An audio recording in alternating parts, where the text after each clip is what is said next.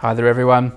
We had a really interesting message from a viewer asking us if there are any objects at the Royal Society that are a bit of a mystery, something that even Keith can't explain, doesn't know the story about. And you know what? We've found something.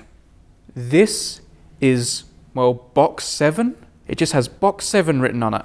And its contents are a mystery that even Keith cannot explain. But before we do open it, let's find out where this came from, what the kind of backstory is, and why this is a mystery.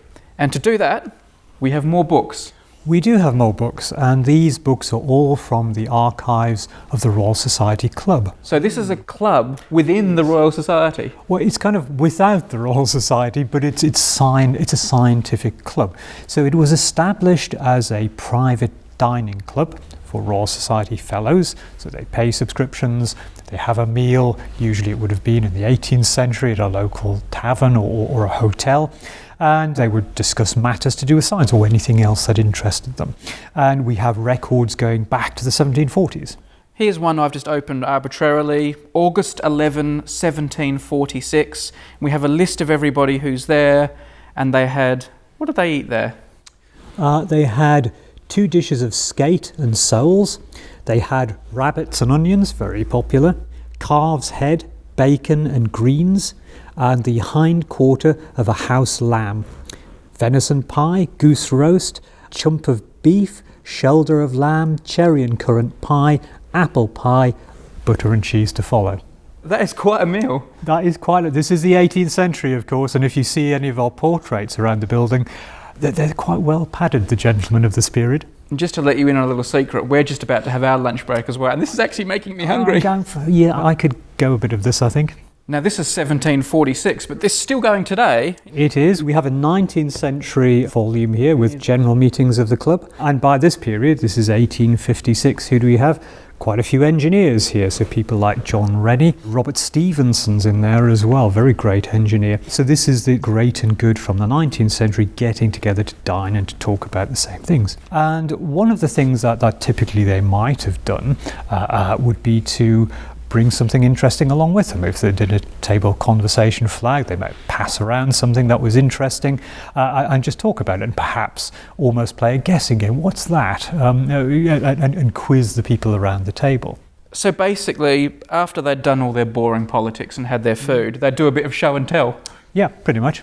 And we think maybe that is where box 7 has come from. Possibly. I mean, it's the only explanation I can think of, but it's quite possible that the viewers might be able to think of a better one. So the theory we're going with is that they had a bit of a show and tell at one of their meetings, and someone just stored the box with the minutes. Yeah. And then no one remembered whose it was or where it came from, and it's just been stored with the minutes ever since. Someone would have known originally, they didn't trouble to write it down, what may be buried in the minutes there. But eventually the knowledge was lost as the papers were passed on from generation to generation. And therefore we have the item, but we don't know what it is. What's in the box? Let's do it. Here we go. We're going to open box 7. There we go. So these appear to be 2 crystals. Yeah, so they're regularly shaped crystals, but you can see they've been altered so that they seem to fit together. Presumably, therefore, that they are expected to do something. The question is what? I'm going to smell them. Have a look through them, maybe. Could be optical. They are kind of translucent. They just smell like stone, like granite or something, you know. They smell stony. Light does go... Oh, yeah, the light does go through them. Yeah. You know what I want to do? I want to lick it. Oh, I wouldn't recommend it. I'm not going to, but that's like... Because I want to know if it's like salty or something, but... Yeah, so we did the Robert Hooke frozen urine one. You want to lick anything from here? I'm not going to. Yeah. I realise if I start licking the objects, that will be the end of our video collaboration. Yes, I'm afraid. I think we throw this one open to the viewers, don't you? Okay, everyone. What do you think the story is? What are these? Why do they join together like this? Where do they come from? Why are they stored with the Dining Society minutes?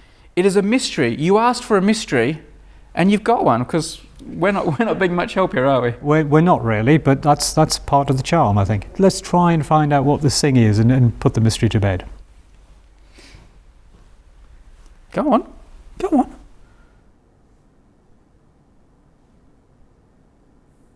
This is, in the absence of a portrait, a genuine piece of Robert Hooke. We're about to send this off for conservation, so it's not in a terribly good state. Look at this. There we go. So we've got a giant louse there by the looks of it. Clinging on to a human hair, of course. A human hair. We don't know if this hair and louse came from Hooke's head. Could easily have done.